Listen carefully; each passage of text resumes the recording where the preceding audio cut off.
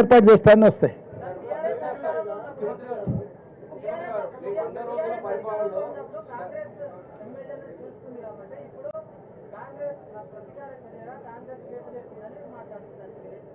ఇక వాళ్ళే చెప్పాలి, వాళ్ళే చెప్పారు కదా.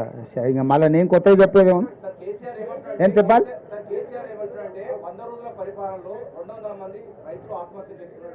పేర్లు చెప్పమను, పేరు ఊర్లు ఇవ్వమను, నష్టపరిహారం ఇద్దాం.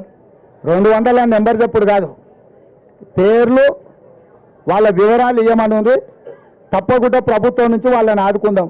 సూటిగా నేను చంద్రశేఖరరావుని అడుగుతున్నా, ఏ రైతు ఏ ఊరు అతని వివరాలు మాకు పంపుండి, నిజంగానే రైతులు చచ్చిపోయి ఉంటే రైతుల పట్ల సానుభూతి ఉన్న రైతు ప్రభుత్వం మాది, ఆ రైతు కుటుంబాలను ఆదుకునే బాధ్యత మాది. 200 కుటుంబాలను ఎన్నికలైన మరుక్షణం సచివాలయానికి పిలిచి వాళ్ళని ఏ రకంగా ఆదుకోవాలో మా ప్రభుత్వం నిర్ణయం తీసుకుంటుంది. చంద్రశేఖరరావు గారికి 48 గంటలు సమయం ఇస్తున్న చనిపోయిన రైతుల 200 మంది రైతుల వివరాలు ప్రభుత్వానికి నివేదిక రూపంలో ఇవ్వాల్సిందిగా నేను వారిని కోరుతున్నా.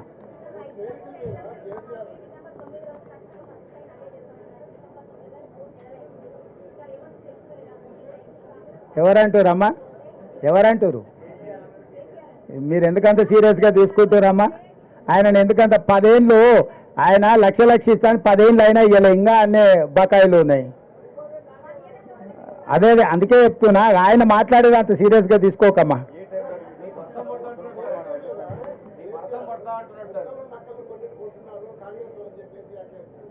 వాళ్ళు కూడా అన్నారు అదో గుంటనక్క ఆ మాటలు మేము పట్టించుకోమని. ఇంకా వాళ్ళ ఇష్టం ఏదన్నా అనుకోని మనకెందుకు.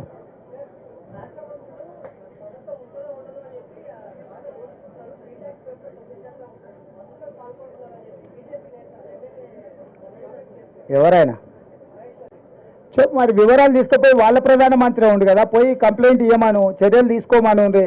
మన బాండ్స్ బయట పడ్డాయి కదా, ఎవరికి ఇచ్చారు, దొంగలు ఎవరు దొరలు ఎవరు మన బాండ్లో బయట పెట్టంగానే బయటకు వచ్చింది కదా. మొదట వాటికి సమాధానం, ఈ రాష్ట్రంలో వాళ్ళే దొంగలని చెప్పిన వాళ్ళందరూ అత్యధిక బాండ్లు వాళ్ళ పార్టీకే ఇచ్చారు కదా.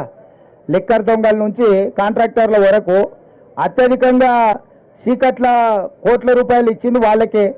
ఇంకా కూడా వాళ్ళు నీతిమంతులాగా మాట్లాడుతారు. ఏం చేస్తాం, కర్మ. రైట్.